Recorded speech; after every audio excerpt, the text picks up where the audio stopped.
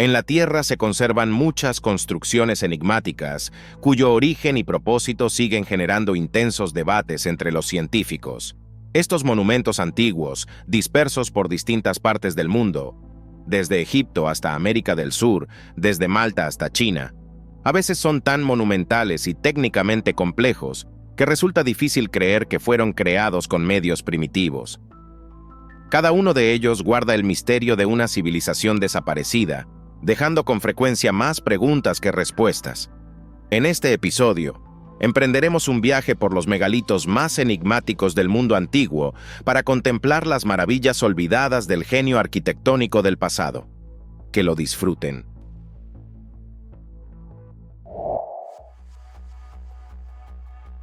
Históricamente, la mayoría de las construcciones de piedra de la antigüedad fueron erigidas en honor a gobernantes y deidades que dominaban la región.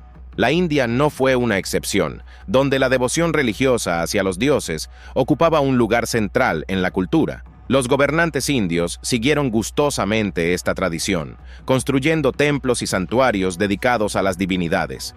Uno de estos lugares es Mahabalipuram, una antigua ciudad portuaria fundada hace más de 1000 años, parte de la cual, según la leyenda, quedó sumergida por el mar. La leyenda dice que existían 7 magníficos templos en ese lugar, de los cuales solo uno sobrevivió y aún se alza en la costa, como si contemplara en soledad las vastas aguas del mar. Durante siglos, los habitantes locales transmitieron de generación en generación historias sobre las 7 pagodas, pero durante mucho tiempo no hubo pruebas arqueológicas.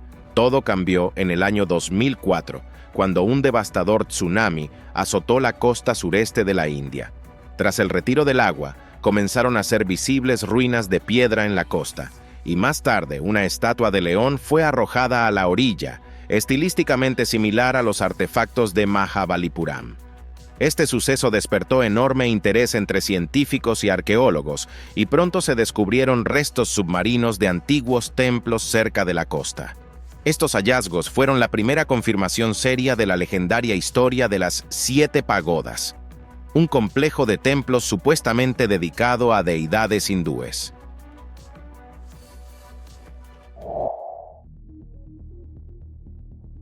Es sorprendente, pero el diminuto estado insular de Malta, en el mar Mediterráneo, resultó ser un verdadero tesoro que contiene huellas tan perdidas de una civilización antigua que hasta el día de hoy nadie puede decir con certeza quién creó esta maravilla perdida en el tiempo llamada Halsaflieni.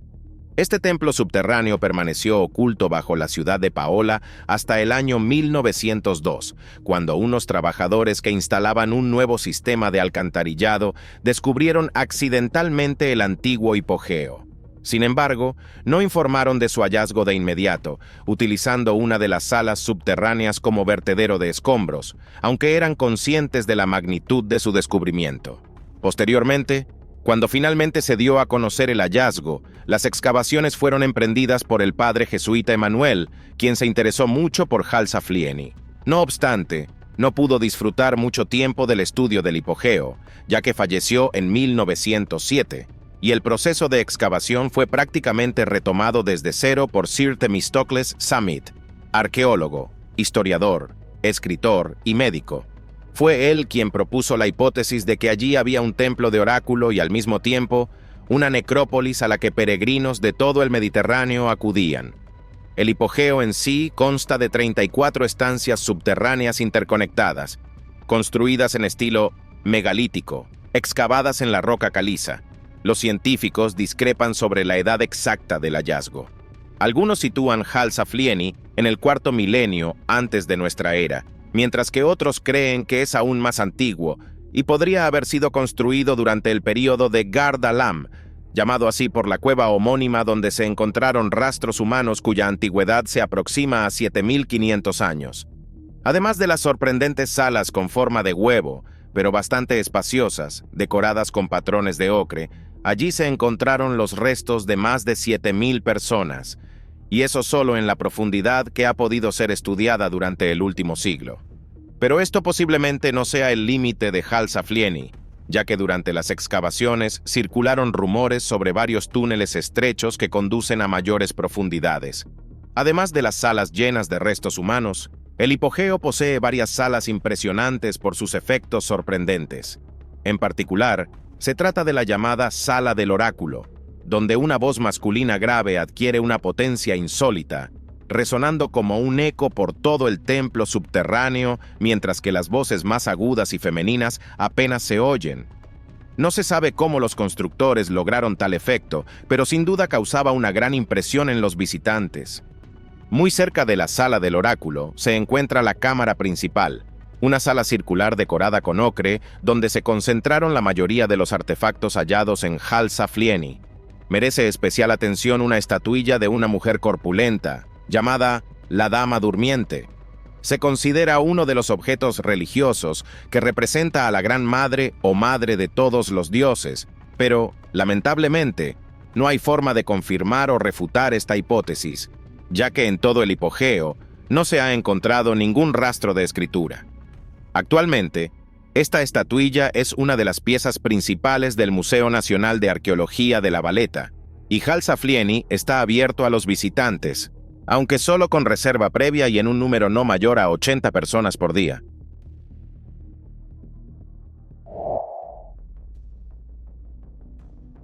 El mar Mediterráneo con razón se considera la cuna de todas las civilizaciones antiguas, ya que bañaba las costas de los países más desarrollados que dominaron el mundo hace milenios. Gracias a este mar, gigantes de la antigüedad como Grecia, el Imperio Romano, Cartago, ahora borrado de la faz de la tierra, Macedonia y muchos otros se desarrollaron mutuamente y prosperaron. El clima suave, junto con aguas tranquilas y accesibles para la navegación, permitió a estas civilizaciones no solo comerciar activamente entre sí, sino también librar verdaderas batallas, conquistando alternativamente territorios de países vecinos. Basta decir que tanto en tiempos de guerra como de paz, la vida en los países marítimos era agitada y constantemente impulsaba su desarrollo. Las porciones de tierra más codiciadas en esta cuenca de civilizaciones eran las islas, por las que se libraban combates con regularidad, aunque los habitantes autóctonos estaban profundamente descontentos con tal actitud y defendían activamente su hogar. Uno de esos lugares fue la isla de Cerdeña, donde vivían representantes de muchas culturas y pueblos, los más conocidos de los cuales eran los valares, iolayos, corsos, sordones, queretanos y shardanos, quienes juntos formaban la cultura nurágica. Esta cultura recibió su nombre por los nuragas, torres megalíticas de piedra, esparcidas en abundancia por toda la isla de Cerdeña, construidas en el segundo milenio antes de nuestra era.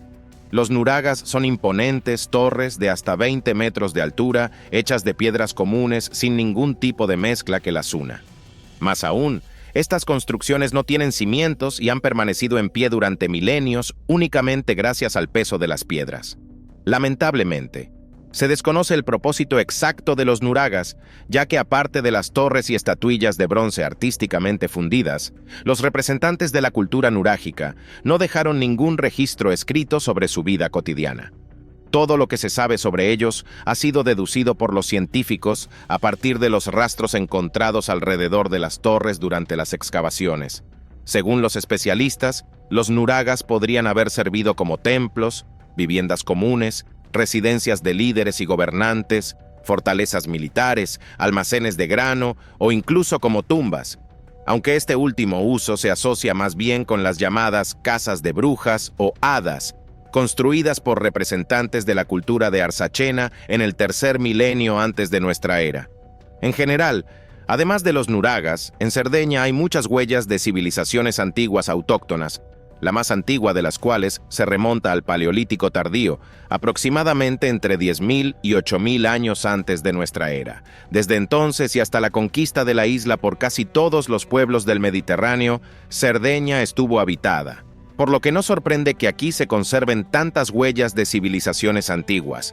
Por ejemplo, Sunuraxi de Barumini es considerado un valioso sitio del Patrimonio Mundial de la UNESCO y por ello es protegido activamente por las autoridades italianas contra el vandalismo de turistas poco escrupulosos, aunque se permite a los científicos realizar excavaciones y estudiar este antiguo complejo arquitectónico.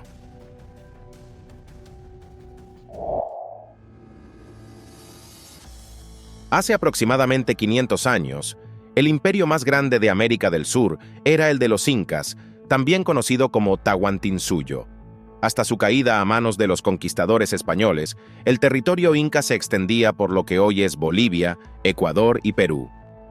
Su capital en aquel entonces era la ciudad de Cusco, que hoy forma parte del Perú, aunque actualmente solo ocupa el 7º lugar en población en el país. Aunque solo han sobrevivido menciones escritas sobre el imperio inca, las construcciones erigidas por sus arquitectos aún asombran a todos los que las ven con sus propios ojos.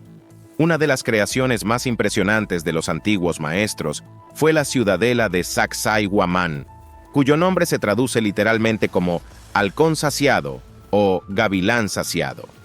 Esta fortaleza formaba y sigue formando parte del complejo ceremonial de la antigua ciudad de Cusco, cuya función no solo era impresionar con su forma y tamaño, sino también servir de muralla defensiva contra invasores externos. Sacsayhuamán fue construido en la ladera de una colina, que a los ojos de los enemigos podía parecer un punto débil de la ciudad. Para prevenir ataques, el gobernante inca Tupac Yupanqui, o quizás incluso su padre Pachacútec, concibieron la construcción de un triple muro defensivo, cuya construcción se completó finalmente durante el gobierno de Huayna Cápac, medio siglo después. La construcción de estos muros fue dirigida en diferentes etapas por 4 grandes maestros cuyas hazañas están inseparablemente ligadas a la historia de Sacsayhuamán: Apu Hualpa Rimachi, Inca Maricanchi, Acahuana Inca y Calla Cunchuy. Lamentablemente, con la desaparición de los constructores incas, solo queda especular cómo lograron levantar 3 muros de 400 metros de longitud y 6 metros de altura, usando piedras de hasta 200 toneladas sin maquinaria moderna y con herramientas primitivas, encajadas con tal precisión que no cabe ni una aguja entre los bloques. Otro misterio es el transporte de estos materiales, ya que los bloques fueron extraídos a unos 35 kilómetros de Cusco. Según los registros del cronista español Pedro Cieza de León, en la construcción del complejo participaron 20.000 personas, pero cómo lo lograron sigue siendo un gran enigma. A pesar de tanto esfuerzo, esto no bastó para que el imperio inca resistiera la invasión de los conquistadores, y posteriormente Sacsayhuamán fue desmantelado piedra por piedra para construir la ciudad moderna de Cusco. Con el paso de los siglos, solo se conservaron en estado casi perfecto algunos tramos de la muralla: Tiu Punku, que significa puerta de arena; Acahuana Punku, llamada así por el maestro que la construyó; y Viracocha Punku, dedicada al dios del mismo nombre. Una de las razones de su resistencia probablemente radica en su diseño, que recuerda a enormes relámpagos de piedra construidos en la ladera de la montaña. Tal vez gracias a esta disposición, los muros han logrado resistir exitosamente los terremotos que han azotado esta región durante milenios. Actualmente, Sacsayhuamán está inscrita en la lista del Patrimonio Mundial de la UNESCO y da la bienvenida a turistas de todo el mundo, especialmente durante el Festival del Sol Inti Raymi y la celebración del solsticio de invierno.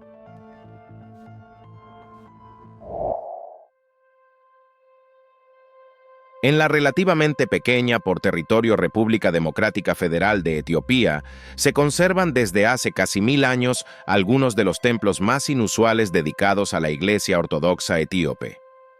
La singularidad de estos sitios del Patrimonio Mundial de la UNESCO no radica tanto en que todavía sean visitados diariamente por multitudes de fieles, sino en su método excepcional de construcción.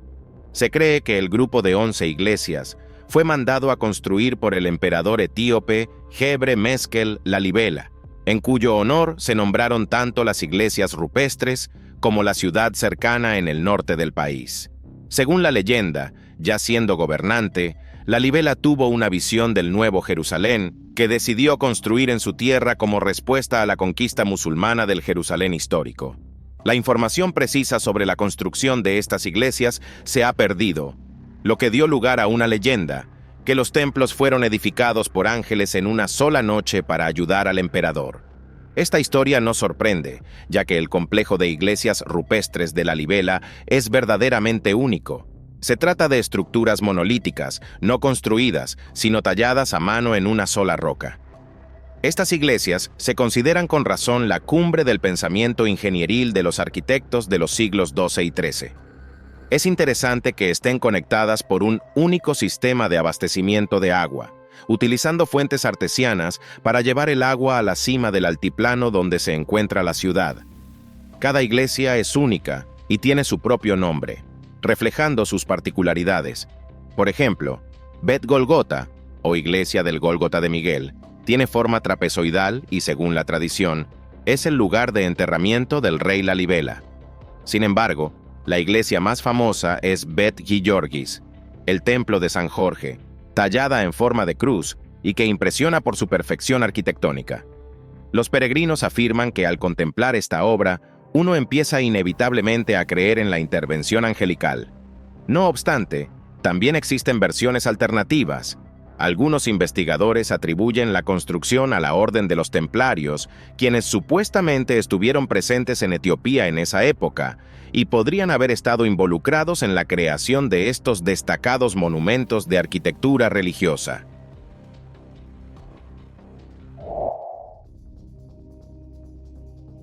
Cada vez que se pronuncian las palabras mundo antiguo, la memoria colectiva evoca gigantes de la civilización como Egipto, Grecia o Roma.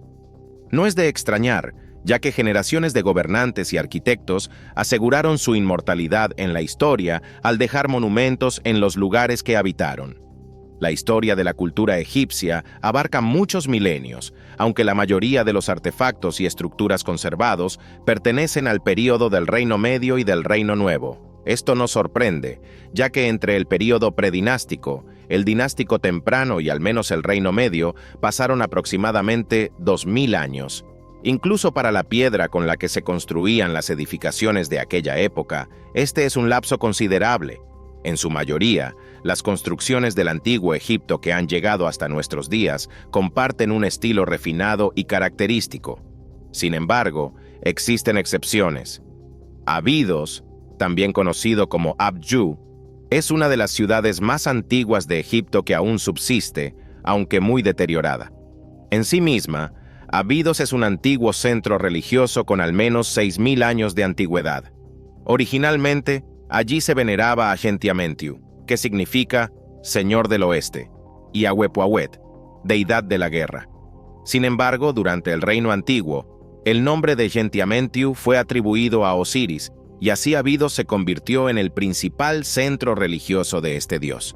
Durante milenios, se construyeron una y otra vez tumbas y cenotafios de los faraones egipcios en este lugar, aunque pocos han llegado hasta nosotros. No obstante, en Abju hay un sitio particularmente curioso que aún desconcierta a los arqueólogos. Se trata del Osirion, una imponente estructura megalítica adyacente al muro occidental del templo de Seti I. Aunque este complejo se considera una tumba real, su arquitectura difiere notablemente de las estructuras superiores.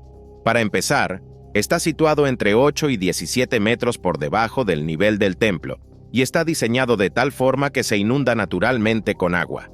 Tal vez debido a la alta humedad en su interior, los enormes bloques de granito cuidadosamente ajustados permanecen sin decoración ni relieves, a diferencia del resto del templo de Seti I, que fue construido en el estilo típico de la época. Sin embargo, durante el reinado de Meremta, se intentó decorar el Osirion con relieves e inscripciones, pero hoy en día esa ornamentación ha llegado en mal estado y gran parte de los textos son ilegibles.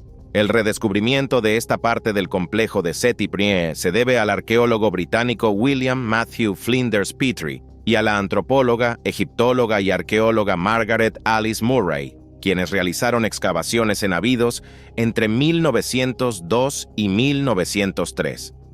A pesar de que oficialmente las excavaciones estaban dirigidas por Petrie, en el momento del descubrimiento del complejo subterráneo, el liderazgo real pasó a su esposa Hilda, quien, junto con Margaret y la señorita Hansard, realizó el hallazgo. Una y otra vez, las mujeres fracasaban al intentar encontrar el techo del supuesto templo bajo una gruesa capa de arena. Necesitaron 4 intentos antes de que Murray lograra encontrar algo que parecía una puerta.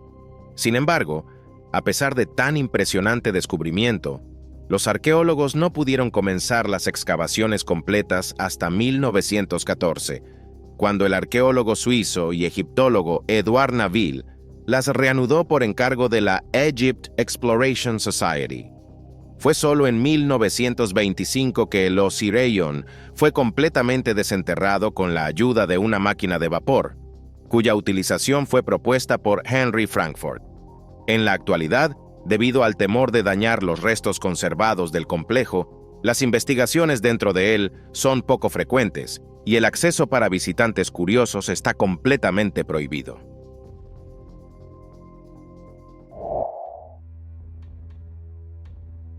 El descubrimiento relativamente reciente de este complejo hecho por el ser humano cambió radicalmente la comprensión del mundo antiguo, ya que este hallazgo fue un verdadero shock cultural para los científicos. En el territorio de la actual Turquía, cerca de la ciudad de Sanliurfa y del pueblo de Öğrenci, en los años 90 del siglo pasado, se descubrió un complejo megalítico llamado Göbekli Tepe, que en turco significa colina rechoncha o ombligo de colina. Se trata, de hecho, de los restos más antiguos de una civilización humana, cuya edad es de casi 13.000 años, lo que es prácticamente el doble que las mundialmente conocidas pirámides egipcias o Stonehenge. Según investigaciones científicas, Göbekli Tepe fue construido durante al menos varios miles de años. Pero quién lo hizo y con qué propósito sigue siendo un misterio. Algunos creen que el lugar era un antiguo santuario religioso al que acudían tribus de cazadores y recolectores de las regiones circundantes. Otros piensan que Göbekli Tepe fue el primer observatorio del mundo, basándose en los dibujos del cielo estrellado y calendarios grabados en los bloques de piedra, que contaban los días y los meses de forma muy similar a los actuales. Pero lo que más sorprende es cómo una sociedad en formación, que ni siquiera había dominado la ganadería o la agricultura, logró construir un complejo tan elaborado sin tener herramientas de construcción decentes. Además, dado que algunas columnas están decoradas con relieves artísticos de animales reconocibles como cocodrilos, jabalíes, leones, zorros y otros, las preguntas solo aumentan. También sorprende el hecho de que algunas de estas columnas pesaban hasta 50 toneladas, lo que lleva a preguntarse cómo personas del período neolítico precerámico no solo transportaron estos materiales desde medio kilómetro de distancia, sino que también los colocaron en un complejo tan sofisticado, decorándolos y tallándolos con herramientas desconocidas. Y eso que durante casi 40 años los científicos evitaban cuidadosamente esta colina, sin siquiera sospechar que en su interior se escondía un enigma mucho más antiguo de lo que se cree en el mundo moderno. Solo en el año 1994, el arqueólogo Klaus Schmid se encargó de las excavaciones de la colina, y casi de inmediato comenzó a encontrar objetos del período de la Edad de Piedra. Incluso hoy, más de 30 años después, los científicos han excavado solo alrededor del 5% de todo el complejo megalítico. Y eso no es todo. Resultó que Göbekli Tepe fue enterrado intencionadamente bajo una capa de tierra. Pero ¿quién lo hizo? ¿Y por qué también sigue siendo un misterio? Actualmente, este monumento arquitectónico está abierto al turismo, aunque con una tarifa especial.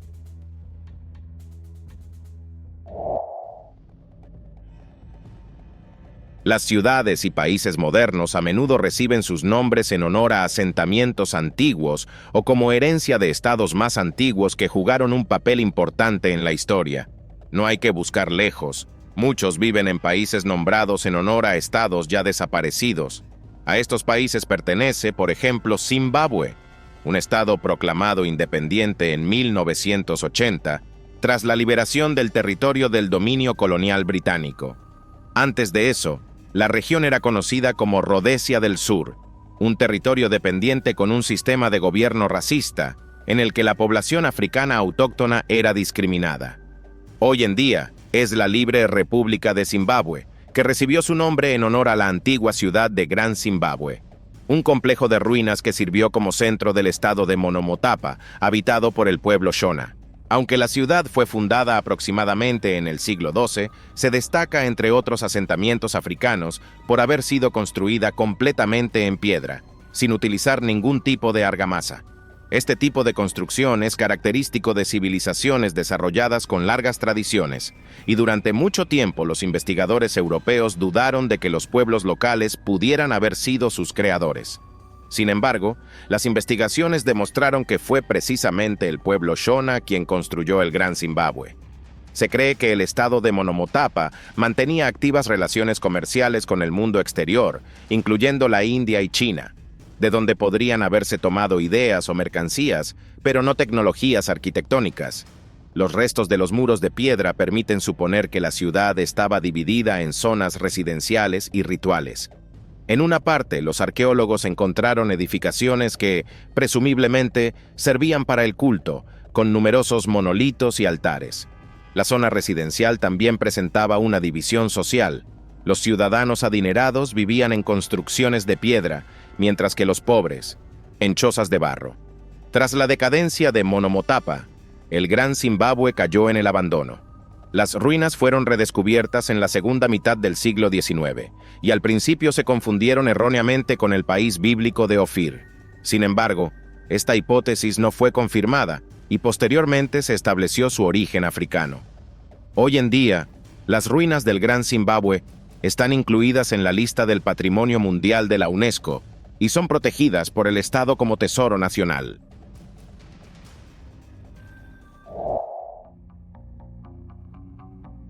Las estatuas megalíticas de piedra en el valle indonesio de Bada, también conocido como Valle de Napu, siguen generando más preguntas que respuestas.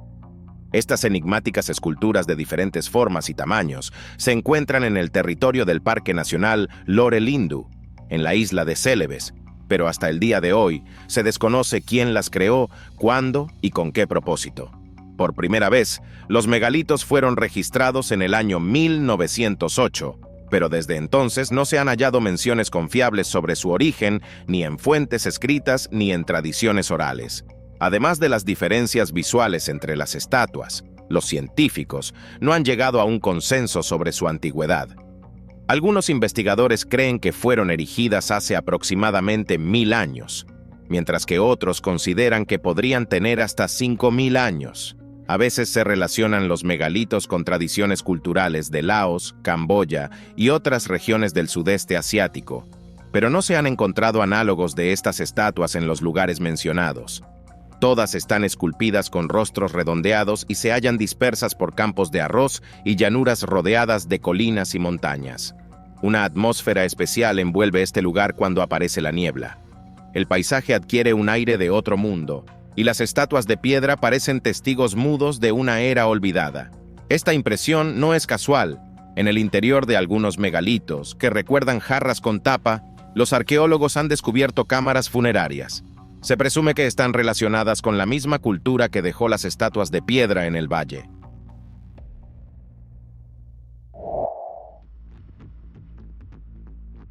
En el territorio de la actual México, se encuentra una de las ciudades antiguas más enigmáticas del mundo, Teotihuacán. Las fuentes históricas no han conservado información ni siquiera sobre su nombre original, por lo que la ciudad recibió su nombre actual solo después de su decadencia, cuando fue descubierta en ruinas por los aztecas.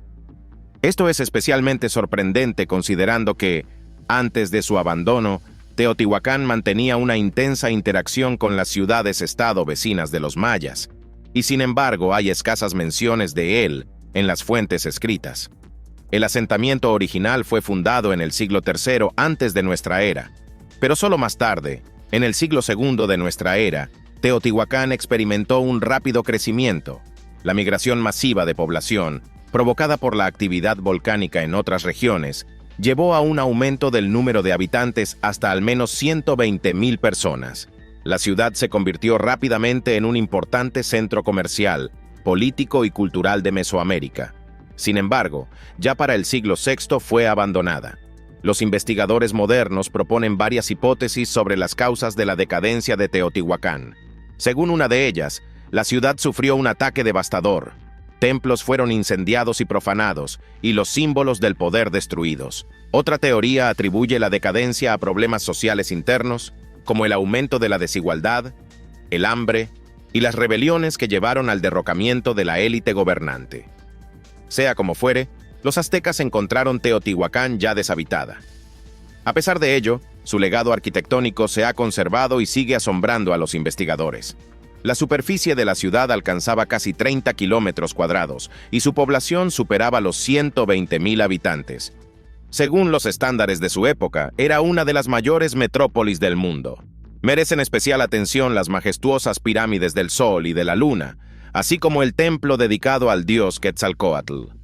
A juzgar por los restos humanos encontrados en las pirámides, los sacrificios humanos desempeñaban un papel importante en la vida ritual de la ciudad.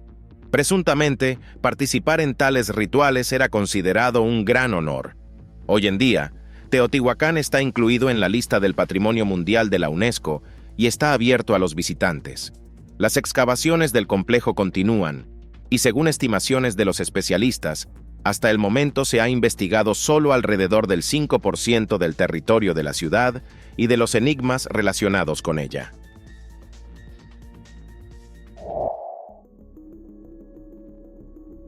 La arquitectura monumental de la antigüedad impresiona no solo por sus colosales dimensiones, sino también por su sorprendente atención al detalle en la talla de la piedra y su integración con el paisaje. Tal vez por eso, algunas construcciones antiguas creadas por civilizaciones desaparecidas recuerdan formas caprichosas originadas por la propia naturaleza. Esto no es de extrañar. El significado de un objeto depende únicamente de la percepción humana, y sin puntos de comparación, un enigma puede pasar desapercibido.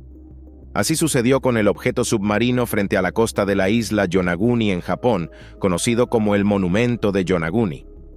En el año 1985, el buzo Kihachiro Aratake, que ocupaba el cargo de director de la Asociación Turística Local, buscaba un sitio para observar tiburones martillo que habitan en esa zona. Sin embargo, bajo el agua, su atención fue captada por una extraña formación geológica que recordaba una plataforma escalonada o una pirámide. El objeto resultó ser masivo, unos 40 metros de altura, con lados de 183 y 150 metros de longitud, y consistía en varios niveles que se asemejaban a escalones. Intrigado, Aratake informó del hallazgo a científicos, y pronto geólogos, arqueólogos y buzos se sumaron a la investigación. Las opiniones de los especialistas se dividieron. Algunos consideran que el monumento de Yonaguni es una estructura artificial, pero no pueden determinar quién lo construyó, cuándo, ni con qué fin. Otros se inclinan por la versión de un origen natural, señalando que la arenisca que compone el objeto puede fracturarse naturalmente en planos horizontales y verticales, formando estructuras rectangulares. A pesar de décadas de estudios, no existe aún una opinión unánime sobre la naturaleza de la formación. Se obtuvieron datos indirectos al analizar estalactitas en una de las cuevas submarinas cercanas. Su antigüedad es de no menos de 10.000 años. Esto permite suponer que el objeto estuvo sobre el nivel del mar durante el último máximo glacial y posteriormente fue sumergido debido a la actividad tectónica o al aumento del nivel del mar entre 10 y 2.000 años atrás.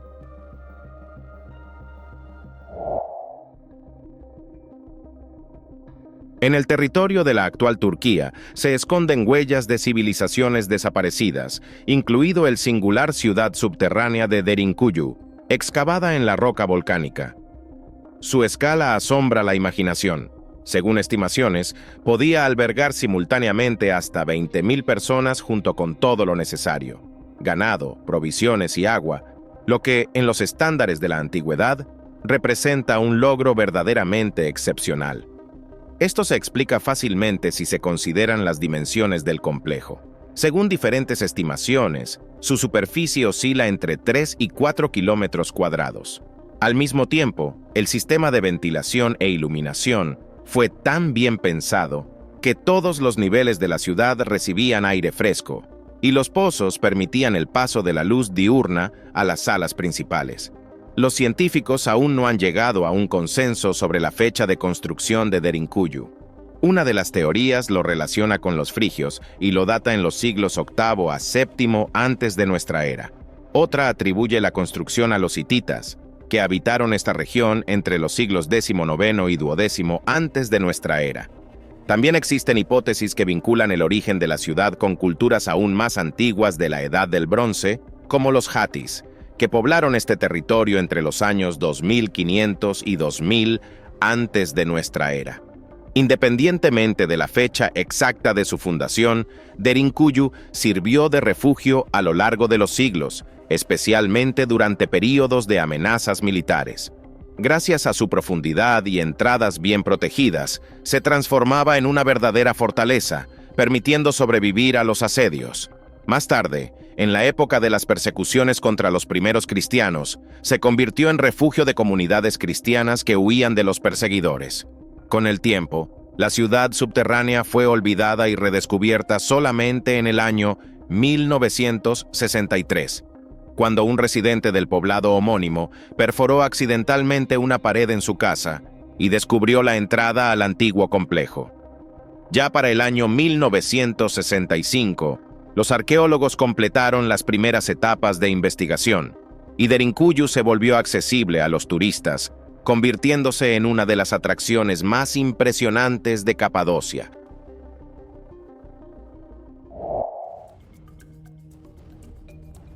El amor, al igual que la guerra, a menudo se convierte en una de las principales fuerzas impulsoras de la historia. Por amor, las personas han cometido actos de locura, han creado y destruido imperios, han construido y arrasado. Precisamente el amor de un excéntrico emigrante letón en Estados Unidos, Edward Leeds Kalnin, lo inspiró a crear el único castillo de coral, un complejo monumental de enormes bloques de piedra, erigido casi completamente en solitario. Nacido en Letonia, Leeds Kalnin no se distinguía ni por su riqueza ni por su salud robusta. Solo cursó hasta el 4º grado escolar, tras lo cual comenzó a aprender por su cuenta el oficio de tallador de piedra y pronto alcanzó un notable dominio. A la edad de 17 años, Edward abandonó su patria, según sus propias palabras, debido a la ruptura de su compromiso con su prometida la noche antes de la boda. Según otra versión, fue el padre de la muchacha quien impidió la boda al no recibir de Leeds Kalnin la dote prometida. Después de una breve estancia en Londres y Halifax, Canadá, se trasladó a Florida. Al enfermar de tuberculosis, eligió el clima cálido de esa región con la esperanza de aliviar los síntomas de su enfermedad. Viajando y viviendo en distintos lugares, Leeds Kalnin se interesó por la historia del antiguo Egipto, la astronomía y la física. Estos intereses, respaldados por sus propias observaciones e intuiciones, lo llevaron a emprender la creación del enigmático castillo de coral, inspirado en los antiguos monumentos megalíticos. Para preservar el secreto de su tecnología, Edward trabajaba solo, principalmente de noche. Tallaba y colocaba enormes bloques de piedra, utilizando un método aún desconocido que se llevó consigo a la tumba. En realidad, todos los elementos del castillo no están hechos de coral, sino de caliza oolítica, una roca de origen marino que contiene impurezas de calcio, hierro, manganeso y a menudo incluye conchas fósiles y corales. Sigue siendo un misterio cómo Leeds Kalnin transportó y colocó estas enormes piedras él solo. Cada elemento del complejo impresiona. Por ejemplo, una puerta giratoria de 9 toneladas que un niño podía mover fácilmente. Cuando con el tiempo el mecanismo se atascó debido al desgaste del rodamiento, se necesitaron 6 hombres y una grúa para reemplazarlo. Y sin embargo, Edward lo había logrado sin ayuda alguna. No menos impresionante es la torre de 2 pisos con un peso de alrededor de 243 toneladas, donde vivía y trabajaba. Por todo el castillo se encuentran numerosos objetos monolíticos, esculturas con forma de planetas, Saturno, Marte, relojes solares, una mesa en forma de corazón y otros más. Tras la muerte de Leeds Kalnin, su casa pasó a manos de su sobrino, quien pronto vendió el castillo de coral a un joyero. Este lo revendió a una empresa que aún hoy posee el complejo. Actualmente, el castillo de coral es una popular atracción turística en Florida y está incluido en el Registro Nacional de Lugares Históricos de los Estados Unidos.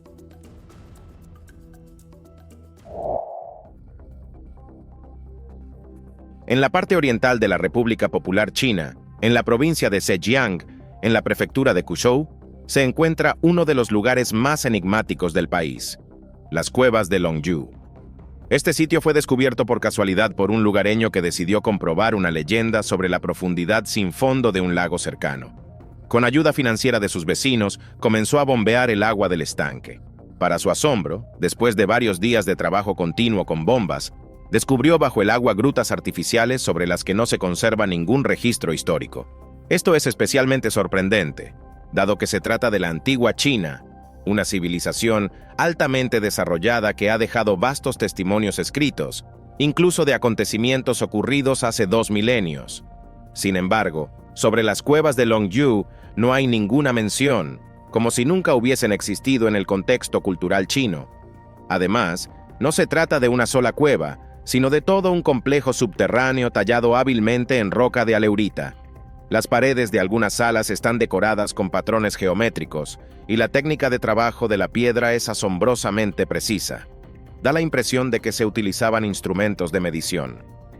Hasta hoy, se han descubierto unas 30 salas separadas, con una superficie total de más de 30.000 metros cuadrados, y las investigaciones aún continúan. Según una de las hipótesis, las cuevas de Longyu fueron excavadas en el año 221 antes de nuestra era, durante la unificación de China bajo la dinastía Qin, pero algunos investigadores creen que podrían ser al menos varios siglos más antiguas. Su propósito sigue siendo un misterio. En el interior no se han encontrado rastros de ocupación, ni artefactos ni elementos que indiquen una función específica de la estructura.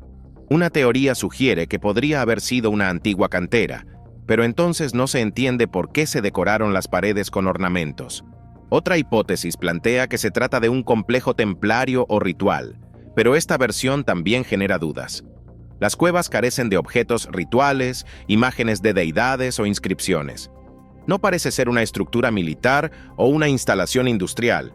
El trabajo es demasiado cuidadoso y la ausencia total de signos de uso pone en duda cualquier explicación utilitaria. Da la impresión de que las cuevas fueron excavadas y luego intencionadamente inundadas, sin que se haya dejado ningún registro de este proyecto. Las cuevas de Longyu siguen siendo uno de los misterios arqueológicos más intrigantes de China. Hoy en día, cualquier persona puede visitar este lugar inusual.